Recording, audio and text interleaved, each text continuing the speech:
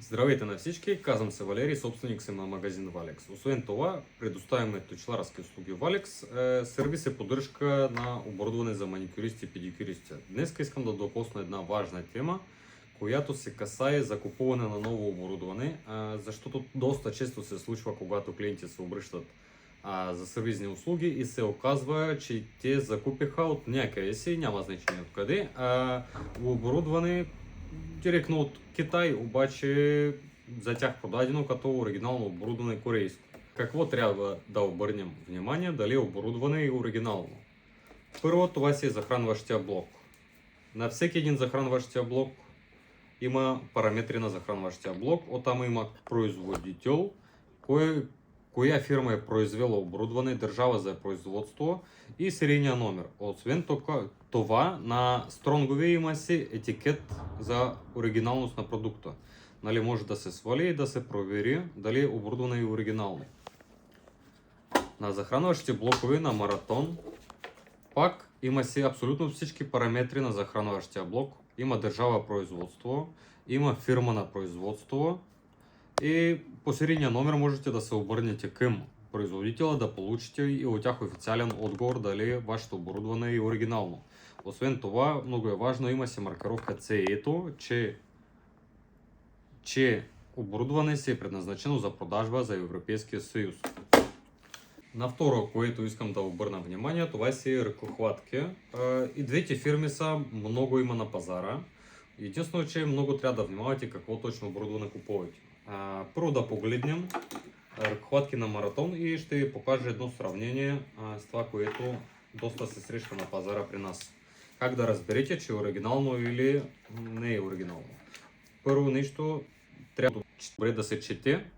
Това, което е написано, това си е серийния номер, това си е модел, това си е производителя. И пак има си маркировка за CE-то. Това си е първи вариант и втори вариант. Много добре се вижда какво е написано, да не е размито. Друго нещо, всеки един може да си свали задната капачка. Много лесно се отвива на едната и втората. Има си два варианта, какво можете да видите. Първия вариант, това си е регулиращ винт за задния лагер на самата ръкохватка или подобна тапа. В китайски варианти пак си идва тапа и единствено, че изглежда изобщо по друг начин.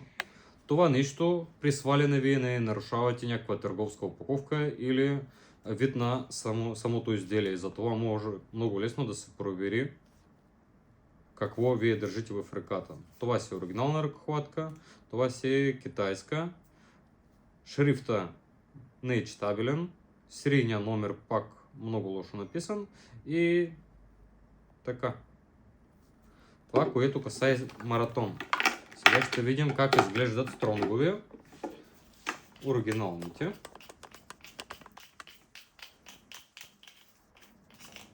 Всеки един това нещо го прави без да обрежда на ръкохватките. Фирма производител, модел на ръкохватка, серийния номер и държава, в която е произведено самото оборудване. На един вариант и на втория вариант. Оттам нататък пак гледаме от задната страна на ръкохватка и виждаме пак има два регулиращи винтове, които регулират колко силно се натяга задния лагер. Тук имаме две ръкохватки, които са от китайския производител, написан уж производител Strong, модел, не е читабелно и няма маркировка CE-то. От задната страна виждаме пак като и на Маратон, на реплики, че капачка е направена хич не и като оригинал. Това си е първо нещо, на кое трябва да обърнете внимание при закупуване на ново оборудване. Много добре разбираме, че реплика струва в доста пъти по-ефтино. Единствено вие, когато закупувате си оригинално оборудване, вече имате си гаранция, че оборудване ще работи много време наред. Да не се получава, че клиент си купува ръкохватка като на Маратон и работи 10 дена и ръкохватка сгъва. И после човек иска да си направи сервизно обслужване и цената за сервиза излиза доста по-скъпо, отколкото да си закупя подобна реплика от AliExpress или Tmall.